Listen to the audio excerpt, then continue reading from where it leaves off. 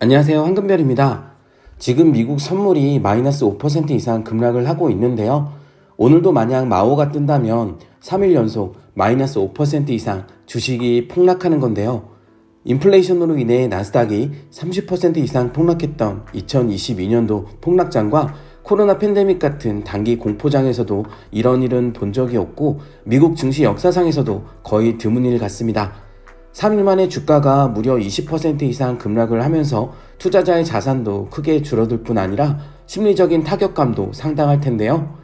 자산이 이렇게나 줄어드는데 걱정이 되고 불안한 건 당연한 겁니다. 특히나 미국 주식이나 ETF의 배당금으로 생활을 하고 있는 배당 은퇴자들에게는 이런 공포장은 정말 견디기 어려운데요. 수십억의 자산을 가지고 은퇴한 분들은 자산이 잘 분배되어 있어 배당 소득 외에도 아파트 월세나 상가 임대 수익 등 파이프라인이 많기 때문에 걱정은 덜하겠지만 이런 여유로운 은퇴자분들은 상위 1%에 불과하죠. 대부분의 은퇴자들이 살고 있는 부동산의 금융자산으로 준비해둔 은퇴자금은 5억 원 미만입니다.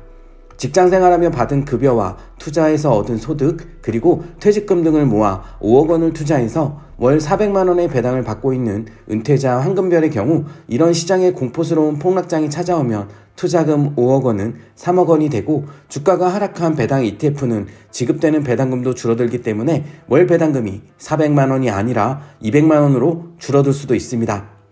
자산도 크게 줄었는데 월 배당금도 줄어든다면 생활이 매우 어려워질 텐데요.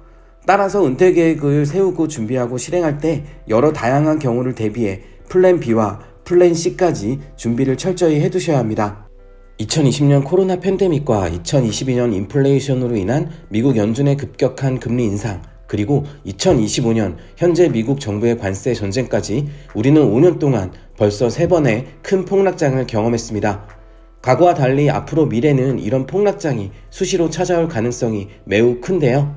앞으로 배당소득으로 은퇴를 준비하는 분들에게 도움이 되는 몇 가지 준비사항을 전달 드려볼게요.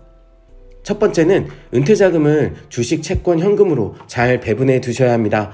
과거에는 주식 7, 채권 3의 비중이 황금 비율이었다면 최근에 변화된 경제환경 속에서는 주식 5, 채권 3, 현금 2 정도의 비중을 선호하는 편이며 50대 이하 젊은 은퇴자들의 경우는 여기에 비트코인과 같은 대체자산을 추가해 주식 5, 채권 2, 대체자산 2, 현금 1의 비중으로 가져가기도 합니다. 그 이유는 설명을 안 드려도 다들 이해하실 거라고 생각을 하는데요. 이런 경제 위기에 대응하고 살아남기 위해서입니다. 주식만 들고 가면 몇 년마다 한 번씩 찾아오는 이런 경제 위기를 버텨내기가 어렵잖아요. 주식이 절반이고 나머지 절반이 채권과 현금이라면 이런 경제 위기도 충분히 버텨낼 수가 있습니다.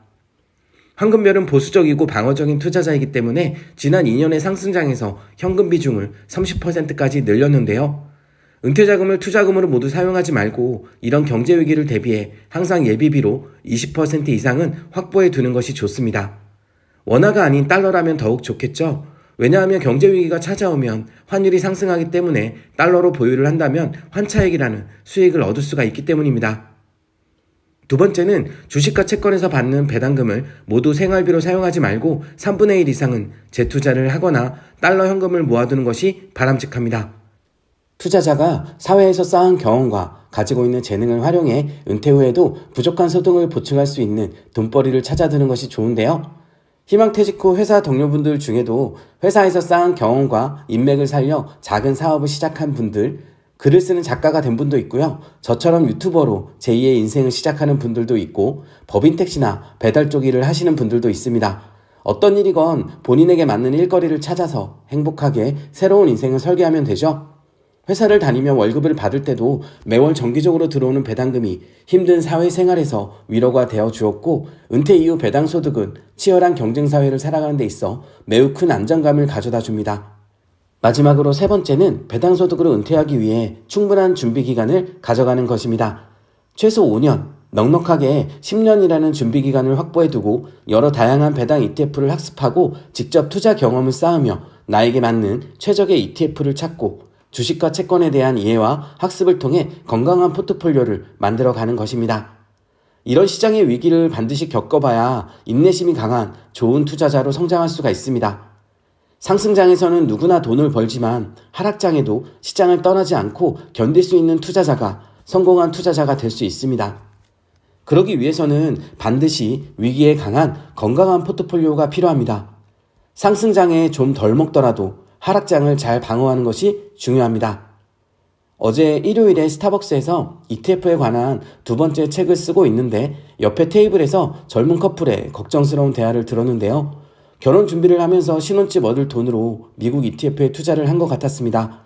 부디 시장이 빨리 안정화돼서 행복한 신혼보금자리 얻게 되시길 기원드리면서 영상 마치도록 하겠습니다.